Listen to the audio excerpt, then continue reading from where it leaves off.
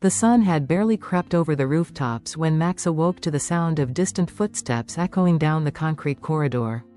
He lifted his head slowly, blinking the sleep from his eyes as he watched the familiar figure of Clara, the morning volunteer, pushing her trolley full of kibble and fresh water. His tail gave a hopeful thump against the cold floor of his kennel, but the hope in his chest was smaller than it had been the week before. It had been shrinking, bit by bit, like a balloon losing air, ever since the day he was left behind. Max was a golden retriever, barely 4 years old, with the warmest amber eyes and a coat the color of sunlight through honey. Once, not so long ago, he had belonged to a family. He remembered the way the little boy used to throw sticks for him in the backyard, the mother's gentle laugh when he'd nuzzle into her lap, and the father's firm but kind voice calling him in for dinner. Those memories still clung to him like burrs in his fur, even now, after so many weeks in the shelter. He didn't understand why they had left him. One day, they drove him to a quiet rural road, told him to stay as the boy wiped tears from his face, and then the car door shut. The tires crunched the gravel, and they disappeared over the hill. He had waited until nightfall, his ears perked for the sound of an engine. They never came back. Animal control picked him up 2 days later, curled up in a ditch, too tired and confused to run anymore. He hadn't growled or barked when the officer approached. He had just laid his head down and let it happen. Now, months later, the shelter had become a strange kind of home. Not warm, not loving, but safe, at least. The walls were made of gray cinder blocks, and each kennel had a metal gate and a cold concrete floor. Volunteers came and went. Some dogs barked incessantly, others whimpered, some lay silent all day. Max was one of the quiet ones. He watched. He waited. He had been adopted once.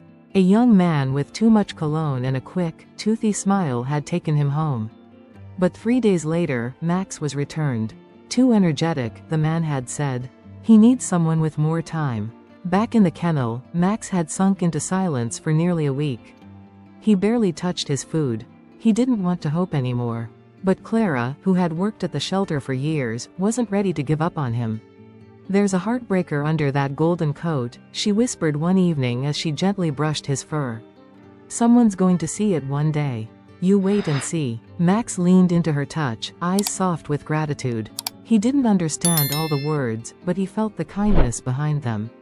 Days passed. Then weeks. Dogs came and went. Some stayed a day, some a month. Max stayed. His name remained on the long-term residence board, written in green marker with a little red star beside it.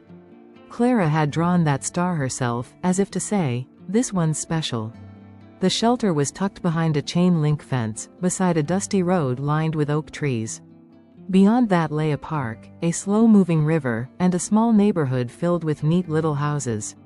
Sometimes, on Saturdays, people would come with their families to adopt. Max would perk up when children ran past his kennel, giggling and waving, but they always stopped in front of the puppies or the little fluffy dogs. Not him. Not the big one with the sad eyes. Until one rainy Tuesday morning in October, when everything changed. The door creaked open with the jingle of a bell, and Clara looked up from her paperwork. Standing there was an elderly man with a neatly trimmed gray beard, a brown flat cap pulled low over his forehead, and a raincoat that had seen better days. He smelled faintly of peppermint and old books. In his hand was a cane, and his eyes, though lined with age, sparkled with something clear and kind. "I'm looking for a dog," he said. "One that likes to walk." Clara stood, wiping her hands on her jeans. "We've got plenty of those. What sort of temperament are you looking for?" The man smiled, slow and thoughtful. "Something cheerful. A bit of company. I'm retired now, you see. My doctor says walking would do me good. My wife always said I needed someone to drag me out of the house." Clara's gaze drifted toward the kennels. Her smile deepened. "I might have just the one for you." She led him down the corridor, the sounds of barking and whining rising around them like a chorus. The man walked slowly, pausing occasionally to glance into the kennels. He nodded politely at the eager tails and hopeful eyes. But it wasn't until they reached the far end that he stopped. There, sitting quietly on his blanket, was Max. He didn't jump up. He didn't bark. He simply looked at the man, head tilted slightly, tail brushing the floor in a slow, gentle wag. His eyes were steady, curious. "This is Max," Clara said. "He's been here a while. Bit of a rough start, but he's loyal to the bone. Loves walks." The man crouched, wincing slightly as his knees creaked. He offered his hand through the bars. Max sniffed it once, then pressed his forehead gently against it. The man chuckled. "Now there's a gentleman." Clara watched as something unspoken passed between them, some silent agreement sealed with that quiet touch. "Would you like to take him for a walk?" she asked. The man rose and nodded. "I'd like that very much." 10 minutes later, they were out in the gray drizzle, walking side by side down the path that led to the park. Max trotted beside the man, leash loose, head high. His tail wagged in wide, joyful sweeps. For the first time in months, his steps felt light. He felt seen. The man spoke softly as they walked. "My name's Arthur," he said. "Lost my wife 2 years ago. It's been quiet since then. Too quiet, really. I think maybe you and I could fix that." Max let out a small bark, not loud, not demanding. Just an answer. A yes. When they returned, Arthur handed the leash back to Clara, but Max stayed pressed against his leg. Arthur scratched behind Max's ears. "I'll need to fill out some paperwork, I suppose?" Clara's eyes lit up. "Just a little. And a home check, but that won't take long." As Arthur left that day, he turned back once and gave a nod to Max. "See you soon, boy."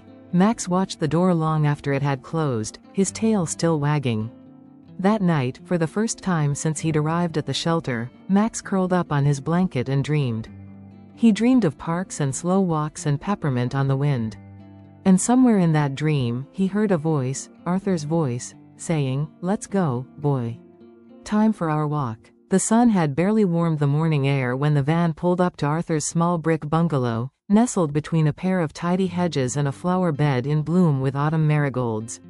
Max sat in the back seat, his nose pressed eagerly to the window, tail thumping a quiet rhythm against the upholstery. Clara sat beside him, her hand resting gently on his back as the engine came to a halt.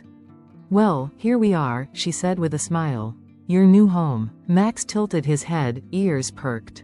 The house had a green front door and white shutters, and the chimney puffed a soft coil of smoke into the cool October air. It smelled of firewood and crisp leaves and something else, something that felt like peace. Arthur opened the door with a warmth that spread from his crinkled eyes to the smile tugging at the corners of his lips. "You brought him," he said as though he'd feared it might not happen.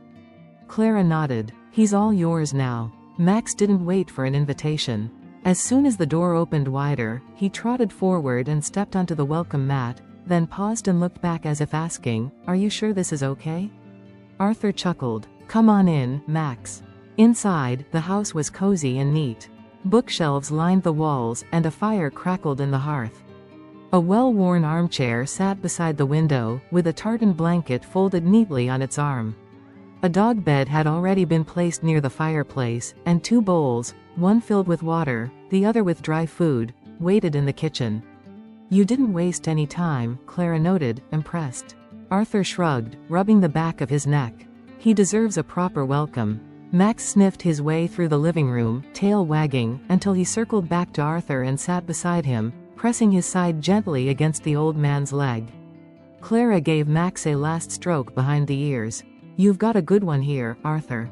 And Max, be good, okay? No more getting returned." Arthur raised a brow. "Returned?" Clara winced. "Just once. But not this time. I can feel it." Arthur looked down at Max. "I'm not going anywhere, and neither is he." With a nod and a few more instructions about food, walks, and vet appointments, Clara said her goodbyes and left. Max spent the rest of the day exploring every corner of the house. He nosed through the bookshelves, cautiously climbed the steps to the small bedroom upstairs, and settled down for a long nap in the patch of sun that stretched across the hallway carpet. Arthur watched him from his chair, a cup of tea cooling beside him. He smiled to himself. Feels a little less quiet already. The next morning, Max woke to the sound of a kettle whistling and the soft shuffle of slippers. Arthur was in the kitchen, spreading marmalade on toast and humming a tune Max didn't recognize. The old man glanced over his shoulder. "Ah, you're up. Good timing." He opened a small drawer and pulled out a bright red leash. The moment Max saw it, he perked up, tail wagging wildly. Arthur laughed. Thought that'd get your attention. The park was only a 10-minute walk from the house, down a quiet road that curved around a cluster of tall oaks. Leaves crunched underfoot, and Max trotted ahead with his nose to the ground, occasionally glancing back to make sure Arthur was still keeping up. "Not so fast, you rascal," Arthur huffed, gripping his cane with one hand and the leash with the other. "I'm not 20 anymore," but his voice held no complaint. In fact, for the first time in a long while, it held something close to joy. As they reached the park entrance, Arthur paused. "I haven't been here in years," he murmured. "My wife and I used to come here every Sunday. She loved that fountain over there. Said it looked like something from a fairy tale." Max leaned gently against his leg, as if he understood. They walked slowly through the park, stopping at every bush Max wanted to sniff, every squirrel he considered chasing, and every person who smiled and asked, "What a beautiful dog." "Is he new?" Arthur answered each time with pride swelling in his voice. "Yes. His name's Max." Each day followed a similar rhythm. Breakfast at 8, a walk in the park, a nap by the fire while Arthur read the newspaper. Some afternoons, they sat on the bench by the fountain, Arthur talking quietly, Max lying at his feet with his head resting on his paws. "You know," Arthur said one day as he scratched behind Max's ears, "I didn't think I'd ever have company like this again. My kids are grown. Grandkids live 3 towns over. But you're good company." Max thumped his tail once in response. They quickly became a familiar sight in the neighborhood. People began greeting Arthur more often, stopping to pet Max or ask how they were doing. Children would run up to offer Max treats, which Arthur always checked first with a cautious sniff of his own. Max adored the attention, but never strayed far from Arthur's side. One rainy afternoon, Arthur slipped on a patch of wet leaves near the fountain. Max, sensing the fall before it even happened, lunged forward to steady him. The leash tightened, and Arthur managed to catch himself against a lamppost. "Close one," he breathed, heart racing. Max looked up at him, eyes wide with concern. Arthur reached down and gave his head a firm pat. "Good lad. You've got quicker reflexes than I do." From that day forward, Arthur began calling Max his guardian on 4 legs. At home, their bond deepened. Max would follow Arthur from room to room, curl up beside him during his afternoon nap, and even rest his chin on the arm of Arthur's chair while he read. But it wasn't just companionship Max offered, it was purpose. Arthur began rising earlier. He walked more, laughed more, and even started gardening again. He planted daffodils, saying they'd be blooming come spring, and Max took it upon himself to guard the freshly dug soil from nosy squirrels. One chilly November evening, as they sat together by the fire, Arthur looked down at Max and said, "You know, I think I needed you more than you needed me." Max gave a quiet bark, as if to say, "We needed each other." And as the fire crackled and the rain pattered against the window, Arthur leaned back in his chair, content for the first time in years. Outside, the world turned slowly, the seasons shifting, but inside that little house with the green door, something precious had taken root. Something strong, and warm, and lasting. Winter arrived quietly, dusting the rooftops and tree branches of the neighborhood with frost. Arthur stood at the window, a steaming mug of tea in hand, watching as a few brave birds hopped along the frozen hedge outside. Beside him, Max sat patiently, his breath fogging the glass with each soft huff.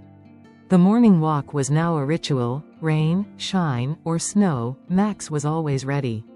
Arthur had traded his cane for a sturdy walking stick with a carved wooden dog's head on the handle, a birthday gift from his daughter who had come to visit and met Max with an approving nod.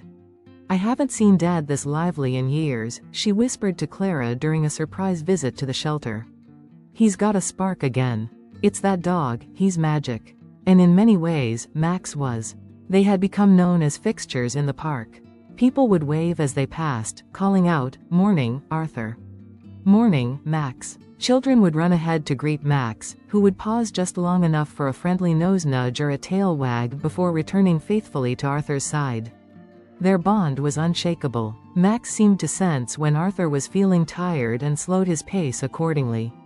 On days when arthritis flared up in Arthur's hands, Max would nudge the leash loop into his palm with a gentle persistence that said, "Come on, old friend, we can do this." And when Arthur sat to rest on their favorite bench by the fountain, Max would place his head on Arthur's knee and watch the world with calm, patient eyes. But time, as it always does, continued to march forward. One bitterly cold morning in January, Arthur woke later than usual. His joints ached more than normal, and his chest felt tight. He sat on the edge of his bed, breathing slowly, Max pressed close to his side. The dog whined softly, licking his hand, concern written in every line of his furry face. Arthur gave him a faint smile. "Just a bit winded today, lad. We'll take it easy." They walked only to the edge of the park that morning. Max didn't pull or hurry. He matched Arthur's pace step for step, pausing every few feet to glance up at him as though asking, "You okay?" Arthur patted his head. "Still here. Still got a walk in me." Back home, Arthur called his doctor. Tests were scheduled. Max waited outside the clinic with Arthur's neighbor, Mrs. Dalloway, who had grown fond of the dog that always tipped his head at her fence like he was asking how her roses were doing. The diagnosis came a week later: early-stage heart failure. Arthur sat quietly on the sofa, staring into the fire. The words sounded so big, so final. But then Max placed a paw on his knee, staring up at him with those wise, steady eyes. "I know," Arthur said softly. "One step at a time." He made changes: lighter walks, a healthier diet, and regular checkups. Max adapted, always attuned to Arthur's needs. Some days were harder than others, but Max was always there, offering silent support with every nudge of his nose and brush of his golden tail. Then came spring. Daffodils burst open in the garden like little yellow suns, just as Arthur had promised. Max seemed to bloom with the season, his coat thick and gleaming, his energy bright. Together, they returned to their full morning walks, taking the long route around the park, stopping at every familiar tree and bench. One particular morning in April, the air was warm with the scent of lilacs, and Arthur stood under the shade of the old oak tree near the fountain. Max sat beside him, leash loose, both of them watching the world stir to life. Arthur took a long breath. "You know, lad, I've lived a long life. Seen wars, raised a family, buried people I loved. But these last few months, they've been some of the sweetest." He reached down and ruffled Max's fur. "Because of you." Max leaned into his hand, eyes soft, tail wagging. That evening, Arthur wrote a letter. He tucked it into a drawer marked, "In case," beside his will and other important documents. In the letter, he thanked his children, said how proud he was of them. And then he wrote about Max. "Don't worry about him," he wrote. "He's not just a dog. He's family. If anything happens to me, Clara from the shelter has agreed to help place him, but I hope one of you might take him in. He's gentle, good-hearted, and he'll love you with everything he has. He saved me, truly." But Arthur wasn't gone yet. And Max wasn't going anywhere. Summer came with lazy golden evenings and picnics under the park trees. Max loved the sun, loved lying with his head in Arthur's lap while children ran past and music floated from someone's distant radio. It was a Sunday afternoon when it happened. Arthur and Max were sitting on their bench, sharing a sandwich. Arthur always gave Max the crusts.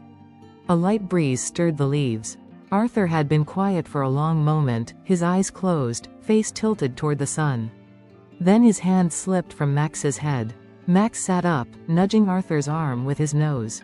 Once, twice, no response. He barked once, a sharp, worried sound that startled a jogger nearby. The woman rushed over, recognized Arthur, and immediately called for help. Arthur was taken to the hospital. Max waited at home with Mrs. Dalloway, pacing the living room, occasionally lying by the front door with his ears alert. Arthur returned 2 days later. Weaker, slower, but smiling. "You thought you'd gotten rid of me, he said, voice hoarse. Max nearly knocked him over with excitement. After that, they took shorter walks. The fountain was still their favorite stop, though now they sat longer, just watching. Arthur's daughter visited more often, helping with groceries, chatting with Arthur while Max curled under the kitchen table. On one visit, she leaned down and kissed Max on the head. "He's part of the family now," she whispered. "Always." And Max knew. Seasons turned again. Arthur aged. Max slowed, too, though not from sickness, just the natural passing of years. And then, one quiet morning, Arthur didn't rise. Max lay beside him on the bed, resting his head on Arthur's chest, listening to the silence. The family came. The neighbors helped. Clara returned, older now too, her hair streaked with gray, tears in her eyes as she kneeled beside Max. "You were the best thing that ever happened to him," she whispered. He said so himself. Max was taken in by Arthur's daughter, just as he had hoped. They lived in a house with a big backyard and 2 young children who loved to throw tennis balls and wrap their arms around Max's neck. But every morning, without fail, Max would wait by the door at exactly 8 a.m., leash in his mouth. And so, they walked. Arthur's daughter took him to the same park, along the same path.